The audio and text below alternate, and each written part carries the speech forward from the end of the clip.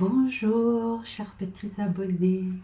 Alors, aujourd'hui, j'ai envie de vous parler sous différents points de vue du rituel. Nous sommes des êtres très ritualisés, parfois même robotiques. On le voit quand on dit le métro, boulot, dodo, à faire toujours les mêmes gestes. Le matin, je me réveille, je fais toujours les mêmes gestes dans la même séquence. Le soir avant de me coucher, je fais toujours les mêmes gestes dans la même séquence. Je prépare le café toujours de la même façon. Voilà, ce sont des façons d'être ritualisées. Et ce qui est assez rigolo, c'est que naturellement nous le sommes. Et depuis quelque temps, on revient à cette... Alors il y a eu une révolte. Où il y avait derrière en sous-jacent « je fais ce que je veux, je suis libre ». Même la spiritualité New Age nous emmenait vers c'est l'intention et que l'intention qui compte, et ce qui est vrai, là-dessus je ne vais pas revenir dessus. Effectivement, c'est l'intention qui fait la différence, sauf que cette intention, pour être tenue, il faut une sacrée puissance d'intention et une sacrée puissance de focalisation aussi. Et cette puissance de focalisation, étrangement, eh bien en fait, elle arrive par le rituel. C'est assez rigolo. Et en fait, j'aimerais vous parler des avantages du rituel et du fait d'être ritualisé, mais ritualisé dans la conscience. Et non plus dans un rituel robotique qui n'a plus aucun sens. Et donc voilà, donc on est passé par ce côté très New Age de je fais ce que je veux quand je veux, je ne veux pas de contraintes, de rituels, je veux être libre, tout se passe par mon intention, etc. etc. Et puis depuis quelques années, on voit sur les réseaux sociaux notamment, puisque c'est un petit peu là que tout se joue, entre guillemets, d'une certaine manière, en tout cas c'est là qu'on voit comment les mouvances et les modes évoluent et poursuivent leur chemin. Et on voit le retour du rituel. Alors on voit le retour du rituel magique, du rituel satanique, de tous ces gens qui s'inventent sorciers et sorcières et mages et grands druides et grands chamans. J'ai rien contre tout ça, je n'ai pas de jugement non plus, il n'y a aucun souci là-dessus, je le dis comme ça parce que ça reste très intéressant de voir quelle signification on met derrière ce côté rituel, comme si on se cachait de ritualiser quelque chose. Et ça, je trouve ça dommage, d'une certaine manière. On n'a pas besoin de se qualifier de sorcier, sorcière, mage, druide ou chaman pour ritualiser quelque chose de façon à renforcer sa mentalité, à renforcer sa volonté et à renforcer sa puissance. Toujours est-il que voilà, je vais aujourd'hui vous parler du rituel.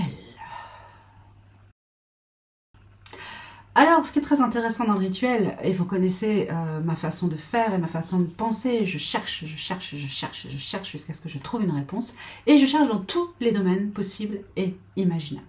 Et mes domaines de prédilection sont la magie, la spiritualité, les textes sacrés et les textes anciens, les peuples sacrés et les peuples anciens, la mythologie et les neurosciences. Et figurez-vous, et ça c'est très intéressant, qu'on a démontré en neurosciences que plus on veut installer une nouvelle compétence, plus on veut installer une volonté forte, un mental fort, plus on va se baser sur le rituel, quel que soit le rituel. Mais en fait, pourquoi est-ce qu'en neurosciences on a trouvé ça? Tout simplement parce qu'on a compris que le rituel créait la contrainte.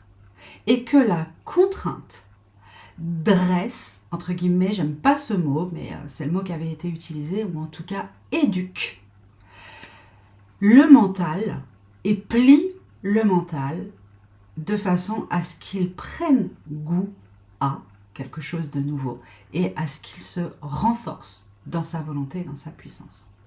Donc là, on est sur une donnée mentale, volontaire, structurelle. Alors évidemment, on sait aussi qu'en neurosciences, il y a des choses à déblayer avant de pouvoir mettre une nouvelle... les choses ne marchent pas sur la volonté. Les choses marchent non pas sur pas du tout. C'est pas parce que je veux que je peux. C'est parce que je sais Pourquoi je le veux que je peux. Tout ça, ça change toute la donne, on va pas se mentir. Donc, parce que je sais que je veux obtenir ceci ou cela, je vais créer un rituel qui va ensuite devenir un ancrage d'habitude et donc qui va renforcer ma capacité à me discipliner, à me contraindre, à être dans la volonté de quelque chose et donc à tenir mes intentions de départ. Alors j'adore, et vous le savez, j'adore quand les neurosciences rejoignent la magie et la spiritualité. C'est tellement bon de voir comment est-ce que finalement le cerveau, la science, parce que c'est de la science comportementaliste, et comment cette science rejoint des choses qui sont ancestrales dans les enseignements magiques, dans les enseignements de Coven, de spiritualité, d'école de mystère, etc. C'est incroyable. Si vous avez lu Le troisième œil de Thursday, qui s'appelle Mardi, Lobsang Rampa, dans ce livre, qui est, si vous ne l'avez pas lu, je vous le conseille, il est génial. D'abord, il est génial à lire puisqu'il se lit comme un roman, et en plus de ça, on y apprend des choses extraordinaires. Et voilà, il explique, il est arrivé tout petit dans un temple bouddhiste, et qu'est-ce qu'on leur fait faire? Des rituels difficiles et précis pour qu'ils soient ensuite, qu'ils deviennent des moines bouddhistes avec spiritualité, ténacité, etc., etc., etc. Donc, cette contrainte, cette capacité à se contraindre permet une augmentation en puissance mentale, si on est dans les neurosciences sur une nouvelle capacité mentale, en puissance énergétique, si on est sur un rituel énergétique, en puissance physique, si on est sur un rituel sportif, par exemple, physique, voyez, et en puissance émotionnelle, si on est sur un remodelage intérieur dans ses émotions. Donc, c'est ça, en fait, qui est génial dans la ritualisation des choses, c'est qu'il y a une intention et que cette intention ne peut exister et se renforcer qu'à travers le rituel. D'un seul coup, quand on comprend tout ça, on arrête de regarder les petites sorcières du dimanche qu'on voit sur TikTok et qui, tous les vendredis, font un nettoyage très ritualisé de leur maison, avec une demande à l'univers de l'abondance dans leur maison, avec ceci ou cela. Pourquoi? Parce qu'on se dit, mais finalement, peut-être qu'il y a un côté spectacle. Ok, peut-être. Et alors, chacun fait comme il veut d'une certaine manière. Mais, d'une certaine façon, cette volonté s'accroît, la puissance augmente parce que il y a une contrainte dans le jour, l'heure et les éléments du rituel qui viennent s'ancrer et s'impacter dans leur vie. Alors, où est-ce que je veux en venir avec tout ça? Moi-même, je ne sais pas trop. J'avais juste envie de vous parler de ça parce que je trouve que l'information est extrêmement importante et que ça, d'une certaine manière, ça libère. Ça libère du côté... voilà, en fait, c'est assez intéressant de voir que, par exemple, les chrétiens, les catholiques pratiquants, se rendent tous les dimanches à la messe, font les mêmes prières, font la messe dans le même ordre, toujours. Il n'y a pas de surprise dans un rituel. Et c'est le but en fait. Le but n'est pas la surprise. Le but est, notamment à la messe, l'augmentation et l'entretien d'abord et l'augmentation de la foi, l'augmentation de la puissance de sa croyance. Quand on fait un rituel de sport tous les matins à 6 heures du matin, qu'on boit un verre d'eau et que derrière ça on fait 50 pompes, l'objectif c'est l'augmentation des crunchies. Moi je ne fais pas les abdos. Mais augmentation de la masse musculaire, augmentation de la force, augmentation de ce que vous voulez, de la muscle, tout ça. Lorsque on est un grand sportif et que tous les jours, à la même heure, on va courir pendant 4 heures pour pouvoir gagner le marathon de New York dans 2 ans, l'augmentation de la vitesse, de ses performances, de ses capacités, de ses compétences.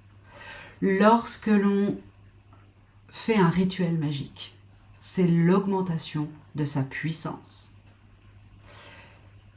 Donc, il est essentiel, on va pas se mentir, derrière tout ça, de réfléchir. Réfléchir. Quelle est mon intention?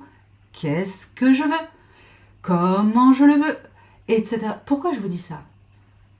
C'est pas pour rien. Parce que, admettons, vous vous dites « Ah, je voudrais faire un petit rituel d'abondance dans ma maison. » Bien. Aucun problème. Vous tapez « rituel d'abondance » sur Internet, vous allez en avoir plus que votre soul. Vous ne saurez même plus quoi en faire, tellement qu'il y en a. Bien. Et tous sont bons. Tous fonctionnent. Pourquoi? Parce que celui qui l'a créé a mis son intention dessus. Il fonctionne parfaitement pour celui qui l'a créé. Beaucoup moins pour celui qui s'en sert sans avoir l'intention de base, la même énergie de base, etc. etc., etc. Ok? C'est un peu l'histoire de on n'apprend pas à un éléphant à monter aux arbres. N'est-ce pas? En tout cas, on ne va pas lui apprendre de la même façon que si c'était un singe. Eh bien, c'est la même chose.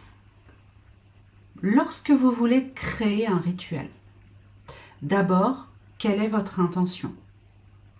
Quelles sont les connaissances sur le sujet que vous possédez? Prenons le rituel d'abondance. Il y en a qui vont vous dire « l'abondance, c'est la cannelle ». D'autres qui vont vous dire « l'abondance, c'est le basilic ». D'autres qui vont vous dire l'abondance, c'est faire un rituel en écrivant des signes euros sur une feuille de laurier. D'autres qui vont vous dire l'abondance, c'est quand même faire brûler, je sais pas, une gousse d'anis étoilée sur une bougie verte. Tout ça, c'est pas faux, mais c'est pas vrai non plus. Quelles sont vos connaissances en termes d'encens, de plantes? Qu'est-ce qui représente l'abondance? D'accord? Alors, de façon globale, par exemple, on sait, oui, la cannelle représente l'abondance. Le basilic aussi, mais c'est pas sa fonction première. Le laurier, pas du tout. Le laurier, c'est pas l'abondance. Le laurier, c'est la plante de l'exorciste. Le laurier, c'est ce qui va faire, c'est l'odeur qui va faire fuir la négativité dans votre maison. Donc, rien n'empêche de se dire « Ah oui, mais ça, c'est intéressant. Parce que je peux peut-être enlever toute la négativité dans ma maison avec du laurier avant et ensuite travailler avec la cannelle. » D'accord? L'anis étoilé. Oui, il y a la notion d'abondance. Excellent pour l'abondance. Mais avant tout, c'est la chance. Est-ce que vous voulez une abondance par la chance ou est-ce que vous voulez une abondance globale? Parce que la cannelle, c'est l'abondance globale. Pas seulement financière. C'est l'abondance d'amour. Parce que la cannelle, c'est aussi l'amour. C'est l'abondance d'énergie positive. C'est la... Voilà, il y a plein de choses en fait. C'est l'abondance financière, c'est l'abondance intellectuelle, c'est l'abondance voilà, l'abondance positive dans sa globalité. Donc, il est important de se renseigner sur telle et telle chose. Est-ce que le vert est la couleur de l'abondance? Et si jamais le vert était la couleur de l'abondance, mais que dans votre tête à vous, c'est la couleur du cœur et de l'amour? du coup, c'est plus l'abondance financière. Donc, qu'est-ce qui va, pour vous, quelle est la couleur qui va représenter l'abondance financière? Pour vous et que pour vous. Que pour vous. Et donc, vous allez réunir des éléments qui vont être sur la représentation de l'abondance. Mon intention, ma connaissance sur les plantes, les encens, les machins, les trucs et les bidules. Sur les symboles, si vous voulez désigner des symboles, si vous êtes plus rune que, je sais pas, que sigil créé vous-même, eh bien, rune. Quelle est la rune de l'abondance? Quelle est la rune de la richesse? Et quelle richesse? Parce que Féou, c'est la rune de la richesse matérielle. Mais si je prends Gébo, c'est aussi la rune de la richesse, mais de la richesse émotionnelle, de la richesse de la maternité, de la richesse... voyez? Donc ça dépend ce que je veux. Donc vous devez faire en fonction de ce qui pour vous fonctionne. Et créer votre propre rituel. Et une fois que vous avez créé ce rituel, vous en tenir à ce rituel de façon à ce que lorsque vous mettez une contrainte ritualisée, que vous vous dites tous les vendredis, alors pourquoi le vendredi? Ça peut être le mercredi. Prenez le jour de l'abondance. Quel est pour vous le jour de l'abondance? Par exemple, moi, mon jour d'abondance énergétique, c'est le mardi. Je suis le mardi, j'ai une patate d'enfer. Si je veux faire un rituel d'abondance, je vais le faire le mardi. Mais peut-être que pour moi, c'est le mardi, parce que c'est là où j'ai de l'énergie à revendre. Donc c'est abondance d'énergie. Mais peut-être que je vais le faire le vendredi, parce que le vendredi, c'est Vénus. Et le vendredi, je suis plus dans un mood d'amour, de douceur, de tout ça. Ça dépend ce que je veux en fait. D'où l'intention de départ. Donc, intention de départ, je veux quoi? J'ai besoin de quoi et je veux quoi? Qu'est-ce que je connais pour associer à mon intention les éléments qui, pour moi, représentent ce que je veux obtenir? Tous les éléments. Comment j'ai envie de les associer? Dans quel sens? Et je vais l'écrire. Quels mots je veux mettre dessus? Quelles phrases? Et si j'ai envie de me faire un rituel en alexandrin, j'ai le droit. Je fais qu'est-ce que je veux dans ma vie. Ok? Parce que si ça ancre pour moi, si ça résonne pour moi, si c'est vrai pour moi, ça marchera. Donc, j'écris mon rituel. Les étapes de mon rituel. Comment je procède. Et ensuite, je lui donne une temporalité. C'est important, la temporalité. Mais on retrouve tous ces éléments-là en neurosciences aussi. Hein. Pour changer une habitude, on a la même chose. Hein. C'est assez intéressant. Temporalité. Fréquence, en fait, dans la temporalité. Tous les jours, tous les 2 jours, tous les mardis, tous les vendredis, tous les dimanches, m'en fous. À la même heure, toujours. En fait, je me pose une contrainte qui va m'obliger à être focus sur ma demande, totalement. Et à chaque fois que je le fais, je dois mettre l'énergie nécessaire. Et je m'y tiens. Je m'y tiens. Le jour où j'arrête, c'est-à-dire qu'à un moment, ça devient naturel en fait. C'est normal, je le fais et je suis dans l'énergie. Le jour où j'arrête, il se passe quoi? Le jour où vous arrêtez de faire des abdos, ça se liquéfie. Le jour où vous arrêtez de courir, si vous arrêtez de courir et qu'un an après, vous refaites le marathon de New York, à mon avis, ça va pas du tout être les mêmes résultats. Ça va être un peu plus compliqué. Le jour où j'arrête ceci ou cela, eh ben, ça change dans ma vie. Alors, si j'arrête parce que ça me saoule, c'est pas très bon signe. Un rituel, quand on l'arrête parce que ça nous saoule, est pas très bon signe. Si on l'arrête parce qu'il fait tellement une partie intégrante de nous que nous n'avons plus besoin du rituel pour nourrir l'énergie intérieure d'abondance, là, on a gagné. On a complètement gagné. Ça marche pas sur les crunchs. Et ça marche pas sur le marathon de New York non plus. C'est un rituel qu'on peut pas arrêter. Parce que le corps, lui, il arrête de fabriquer des muscles quand on arrête de de l'énerver pour qu'il fasse des muscles. Donc, au final, le rituel, il n'est pas utile lorsque la puissance mentale, la confiance intérieure, l'estime de soi, la certitude intérieure est parfaitement calée à l'intérieur de soi. Mais tant que ça n'est pas là, le rituel, il est hyper important. Et au final, le rituel est sécurisant. Il est sécurisant pour le mental, pour le corps. Il est sécurisant pour les autres aussi, parfois. Voilà.